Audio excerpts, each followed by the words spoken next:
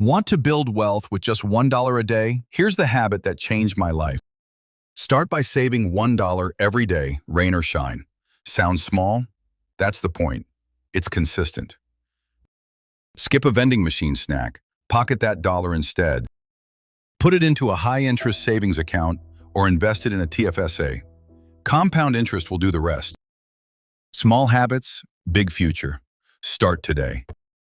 Remember, start budgeting smart today. Protect your credit and save with purpose. If you found this video helpful, don't forget to like, share, and subscribe. It helps more than you know. Want to support the channel directly like a Patreon? Visit www.pytown.ca/lifeledger and become part of the community. And if you're feeling the vibe, grab some of our merch here. atown.creatorspring.com. Thanks for watching. Keep your finances strong, and we'll see you next time on Life on a Ledger.